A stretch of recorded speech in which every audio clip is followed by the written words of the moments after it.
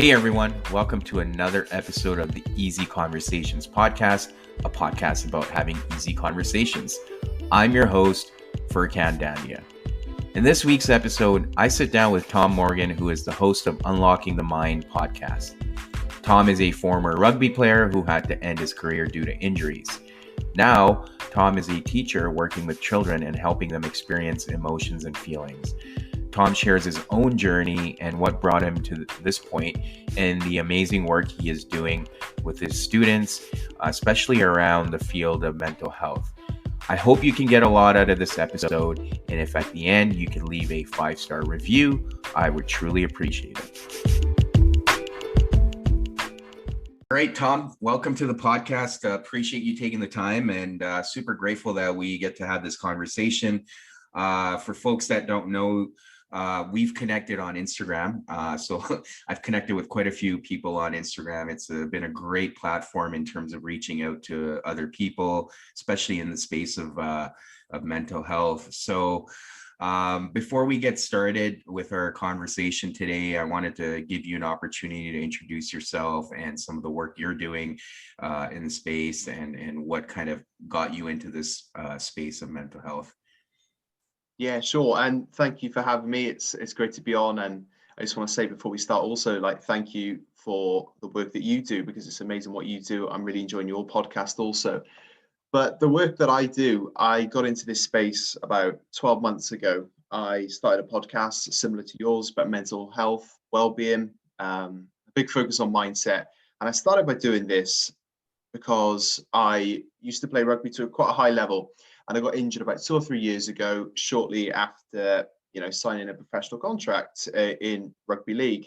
And I didn't think at the time that there was an outlet quite like this, where I could hear people who had been through something similar, where they'd possibly been injured and they were struggling to navigate their way through life and finding a purpose. Because that was my biggest thing, was I put everything into it. I put everything into this sport. I wanted to become a professional, and I felt I was on that track.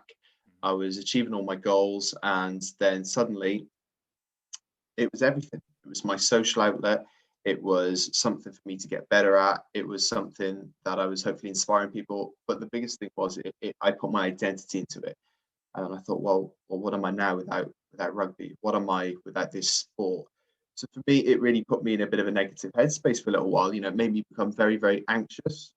I woke up in the morning some days and I was just rattled with nerves. Some days I wake up and feel like I had a panic attack. And I thought, well, why am I feeling like this? Everything's okay. I've got friends, I've got family.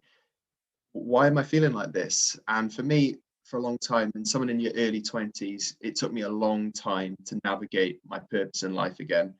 Because especially when you're a man, and the way I think you're brought up typically is that, nah, you're a man. You don't talk about those feelings. Everything's okay. And for me, everything was okay on the outside. I thought everything is fine. Like, why am I feeling like this? I've still got my health.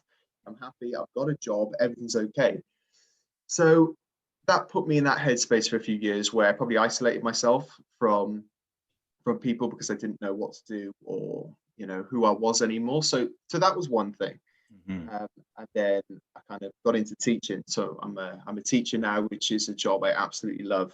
I love helping people. I love trying to be a positive influence to them. I genuinely do it with that sole interest, where whoever I'm teaching or whoever I'm working with, I want them to be the best. There's no agenda. I want them to be the best that they can be in life.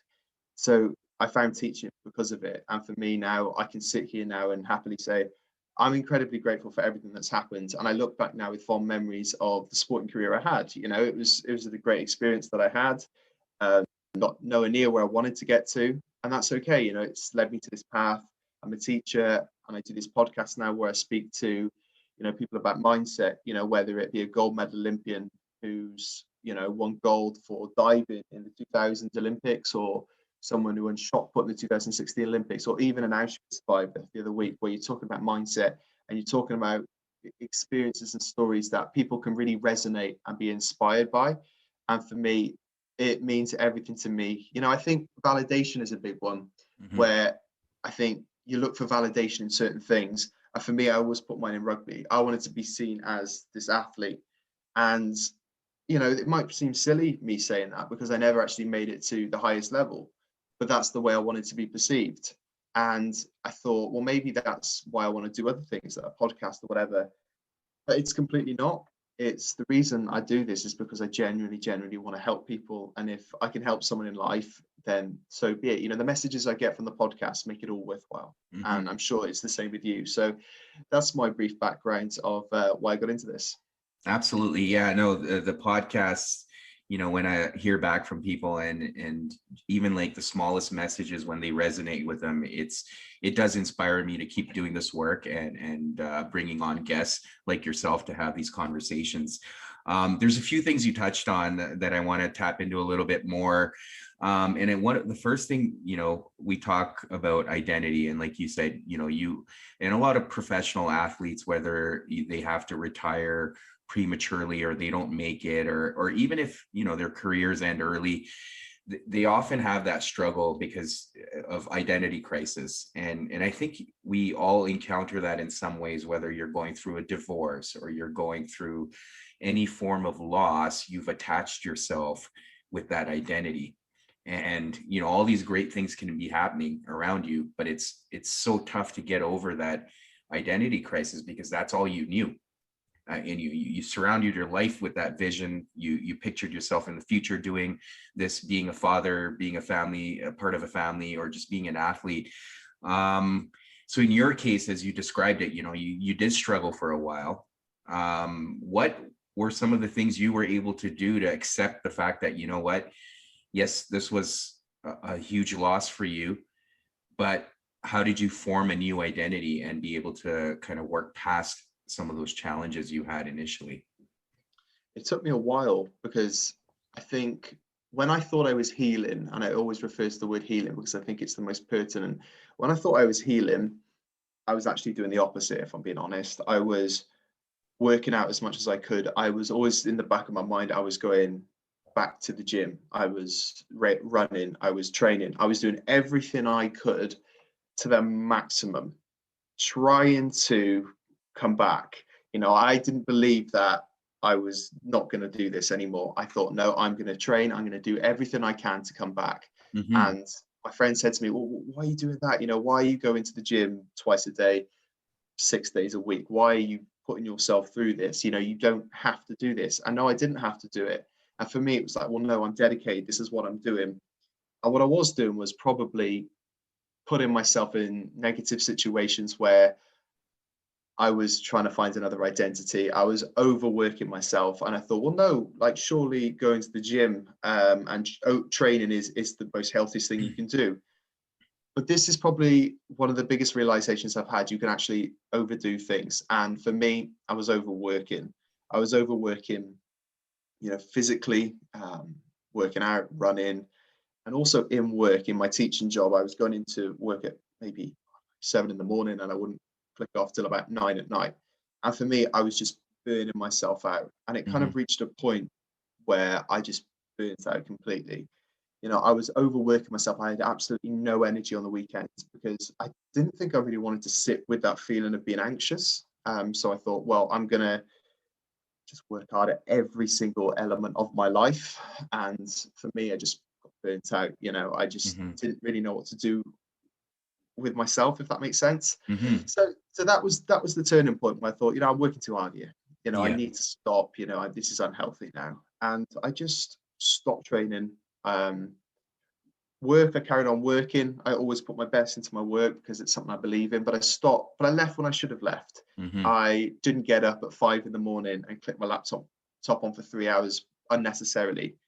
And I just completely almost listened to my body. I gave myself rest. I slept more. I journaled. Journaling was the biggest thing that I possibly did. Was I listened to loads of podcasts as well. I read loads. I Mm-hmm. just studied myself, if that makes sense, because I thought, well, this is what I think I need to do. I was listening to some fantastic podcasts. I think Lewis Howes one, Aubrey Marcus, and the guest that they had on, I think a gentleman named Bob Proctor, the way he was talking about mindset and the way you're so in line with your true purpose and how you need to get there. Sometimes you need to slow down to find that. And I think slowing down was the best thing I did. I go for walks every day now because that gives me my most clarity. And I think there's a massive difference between overworking now and working smart for a purpose. So that's something I did, was just completely slow everything down. I started to study myself and realized, why am I doing what I'm doing and what is the purpose of it for? So yeah, that was slowing down for me was the biggest thing I did. Yeah, and I guess you described the overworking, and often, like, and I've been in that position too, where you're it's hard for you to accept whatever's going on, so you kind of distract yourself, you're in denial, you avoid dealing with the issue, and often, like, working out or just being out all the time, or trying, in my case, I'll try to, like, be social as much as possible, because I don't want to sit in that space of just accepting whatever I need to accept so I can move on. And it's just a form of avoidance and denial. At least that's what I think. And that's what happens, right? You avoid, and it comes to a point where you almost need to, like, deal with it. And I guess you came to that point when you experienced burnout. You were like, okay, whatever I'm doing is not working, and I really need to figure out what it is I want to do moving forward. Because at some point you have to make that shift, right? And then, speaking of mindset, so you've touched on it a little bit, and one of the things I try talking about is, again, we could shift our mindset and things can change. And it's not like our situations are actually changing, but it's how we're perceiving them, and that's what changes, right? So you can look at any situation, you can be like, yeah, this really sucks right now, and that is completely fine, but what is the lesson in it for me? And that's what I found has really helped me, is shifting my mindset in that sense, where looking at a negative situation, and yeah, accepting the fact that whatever is going on really sucks, but at the same time trying to find the lesson in it, rather than feeling like a victim, or just being miserable about it. And I don't know what's worked for you in terms of kind of the mindset aspect and some of the things you're teaching other people as well. I think exactly what you said there. The way I perceive things now is everything is a lesson and everything is meant for a reason. And that's really helped me, with the good days and the bad days, everything is meant for a reason. So whatever I'm experiencing at that time, I always think, well, there's going to be a purpose to this. And I think in the job I'm doing right now, I think, well, this is going to help me in some way. So if I'm having a really bad day, or I'm having an experience which is, causing me to, act in a certain way, I think, well, this is okay, because this is actually going to serve me one day. If I'm being rejected by something, or we have a bit of failure at something, I think, well, no, this is good, because if I'm then teaching someone in a few years' time and they have something similar, well, it's okay. The way I teach some of the students I have is, I used an example once where they came back to school after a lockdown, and I asked them, what are you feeling like? How are you feeling coming back to school? Because I want to know, so I can help you. And the most common response was, I feel anxious, or I feel nervous because I don't want to get stuff wrong. I said, why is it you want to get stuff wrong? Because I don't want to be bad at something. I don't want other people to laugh at me. I said, so you don't want to fail. No one wants to get things wrong. But I said, that's actually the most normal thing you can ever do, is get things wrong. And often or not, this is the hard truth of life. You're probably going to get a lot more wrong than you do right in the long run. And that's just how it is. And I said, well, so what can I do to help you? And, because they answered in various ways. And then I used examples of myself, as when I was training, I failed exams and I had to then study to be it. So I used it relevant to them. I said, when I was playing sport, when I first, became old enough to play for my local senior team, they gave me all these responsibilities. They put me in a key position, and they could have won the league one year, and it was my choice. It was my, it was my position to kick the winning goal. It wasn't a hard kick, and I missed it. And then 2 seconds later, we had another kick right in front of the post. I missed it again. We lost. We didn't win the league. And I said, that's part of life. I could have stopped doing that and thought, what, that's not for me.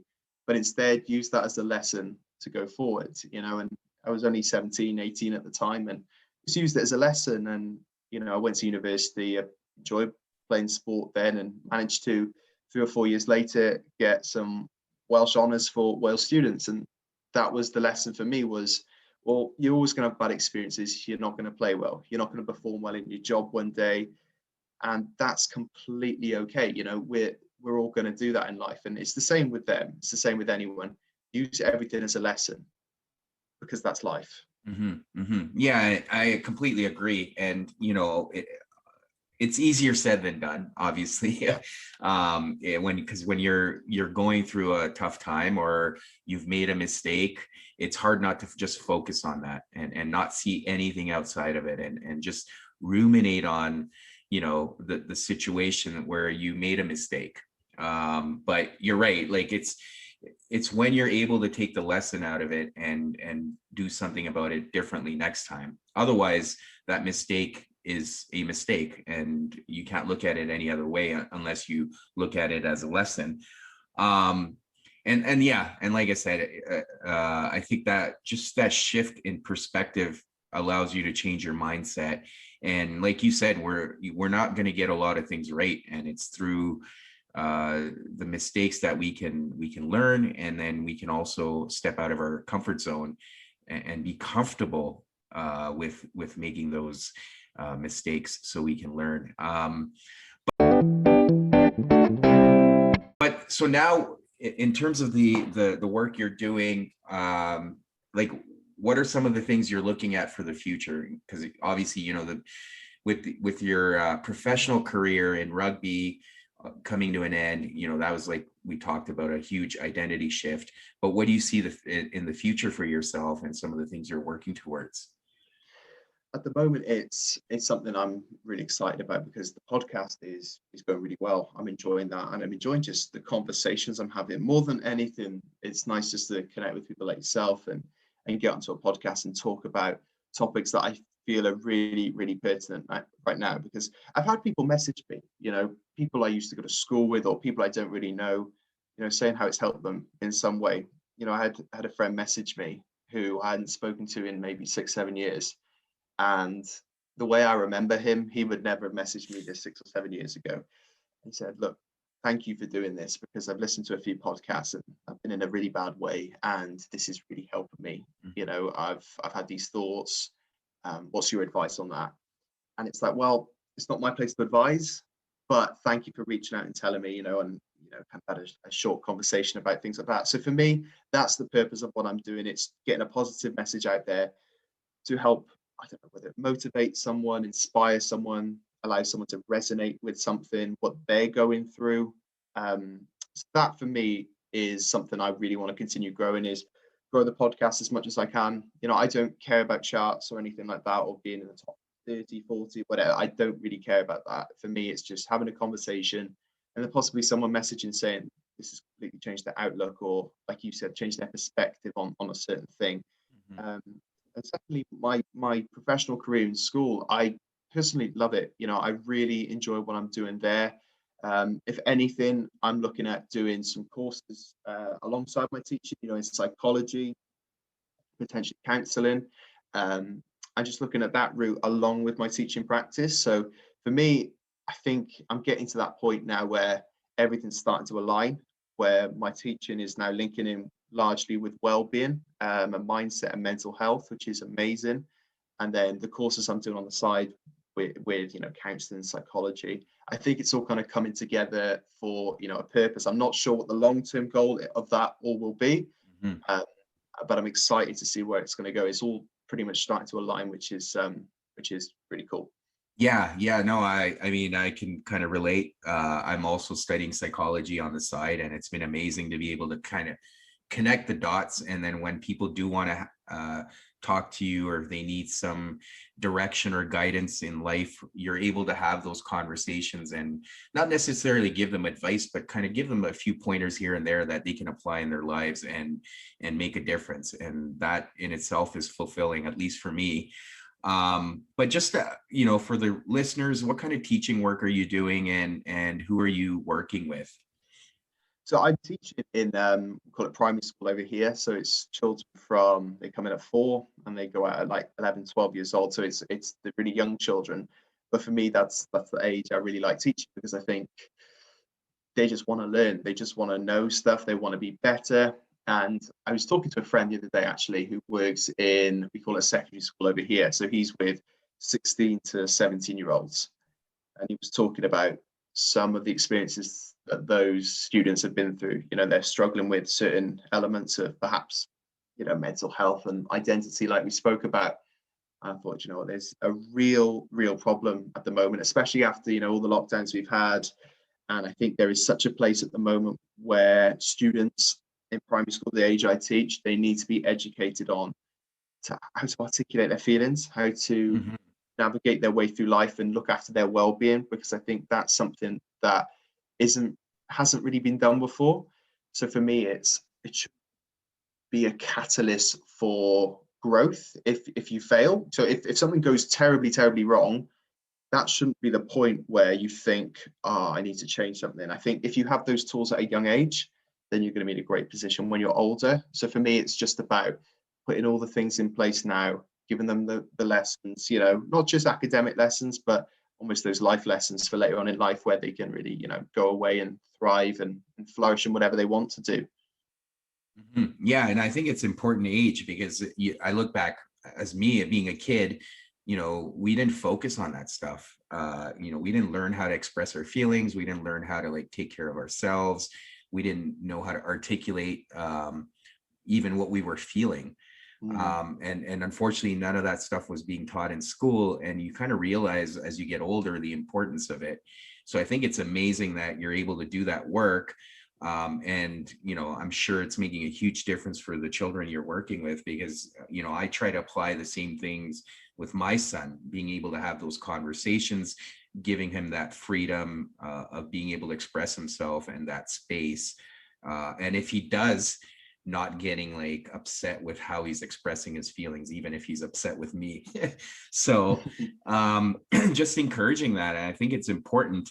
And I guess on that same note, like, how are you working with the children in terms of even like their mindset? Like, I know you talked about sharing your own experiences and encouraging the kids that it's okay to make mistakes.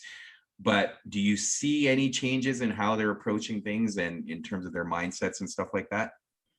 Definitely. The biggest one for me has been growth mindset, where I read that book a few years ago, and it not only did it change my mindset, I thought this has got such a place in education. And anyone I speak to or whenever I have meetings, I always try and encourage it.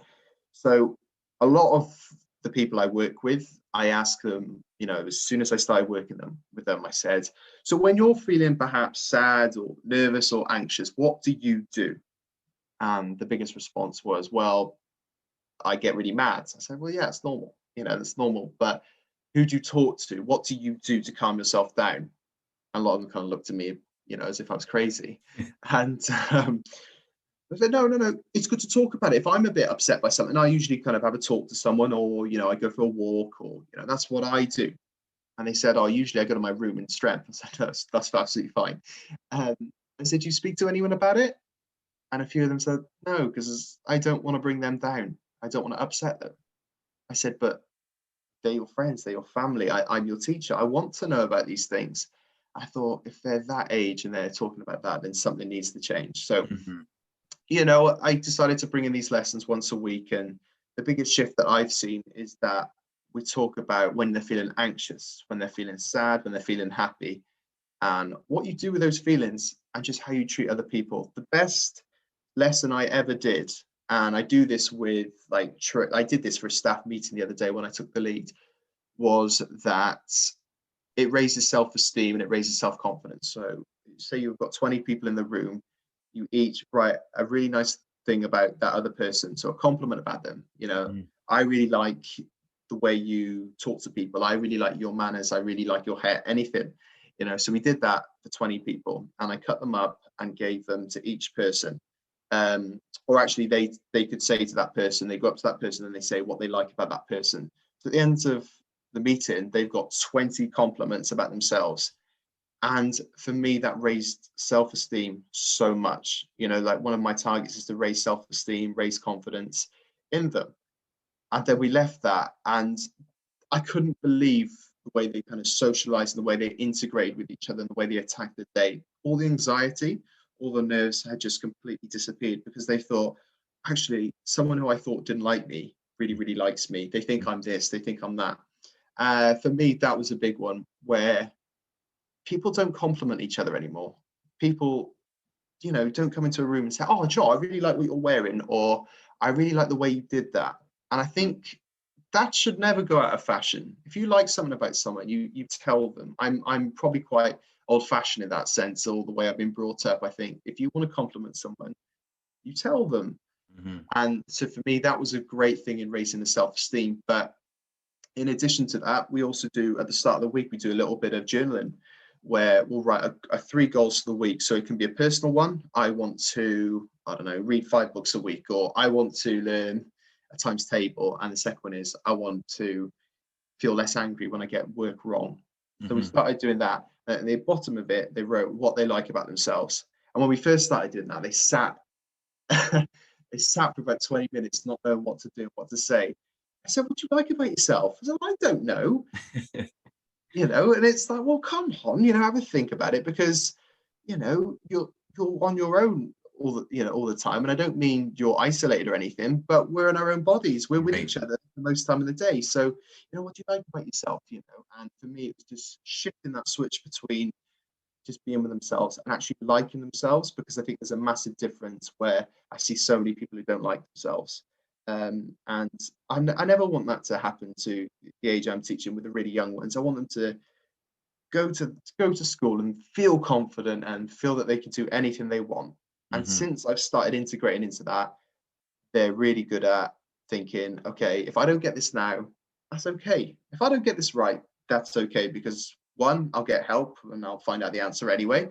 But two, it's all part of the process. I don't know it now, and it's the power of yet. I don't know it Hmm. yet. And for me, it doesn't only work academically. I think it works in all areas of life. It develops that resilience. It develops their ability to think, right, I am worthy of this. I can do this. And I Hmm. think it's such a powerful thing. If they grow up with that mindset, and I truly and honestly believe that they can do anything they want in life. And for me, that's great. I'm not there just to teach academic lessons. Of course I am. But for Hmm. me, it's to really instill in them that whatever they want to do in life, you can do it. And it's just those early lessons that I feel, those almost mindfulness lessons, will help them get there. Yeah, no, and that's amazing. I think, like I said, the work you're doing is great, and for kids to learn at such an early age, like you said, the impact will be significant as they grow older. And I think some of the things you're talking about, we can also apply to ourselves as adults. And one of the things, the exercise you mentioned of giving compliments, I think we're pretty good at giving other people compliments, but not ourselves, and that's where we struggle. And you often think about the way you speak to yourself, and if you were to talk to someone else like that, it would definitely hurt you. So I think those are really important exercises. The one last thing I wanted to kind of explore further, you mentioned that it's really important for you to make sure uh, the people you're working with, especially the children, self-esteem is something that they really build on. And why do you think that is the most important thing, or why is that your one of your main focus areas? It's probably a personal thing, because I think when things were tough for me, I my self-esteem was really, really low. I had no confidence. I didn't even want to look in the mirror some days, because I just wasn't impressed with who I was. I wasn't Hmm. impressed with what I was doing anymore. I didn't feel happy within myself. So I felt my self-esteem went really, really low. And I think there is such a trend between when you feel confident, when you have a high feeling of self-esteem, the opportunities that are presented to you, I just think you carry yourself in a certain way. And it goes back to the book The Secret. I think it's what you think you create. And I truly, truly believe that. So whatever goals you set yourself, or whatever you want from your life, and whatever you set yourself, I think that's up to you. And for me, the self-esteem is the biggest one, because if I want to, I don't know, get my podcast into the top 20, I'm going to have to tell myself beforehand, right, this is going to happen. I'm going Hmm. to have to raise my self-esteem.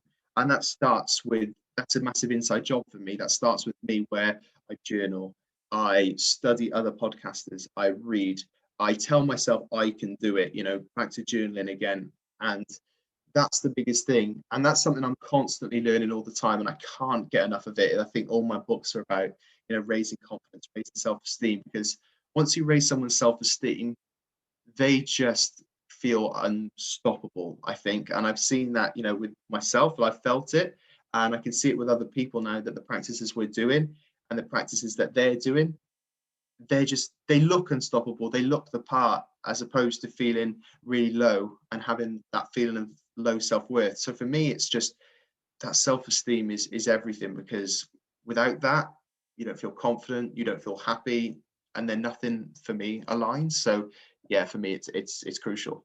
Yeah, and I could definitely agree with that too. And I think the fact that it's called self-esteem, the key word self, right? You find it within yourself, and like you said, when you have it and you're confident, you do carry yourself in a certain way, and you almost manifest all these things that you want, by being that confident and going out and getting it, right?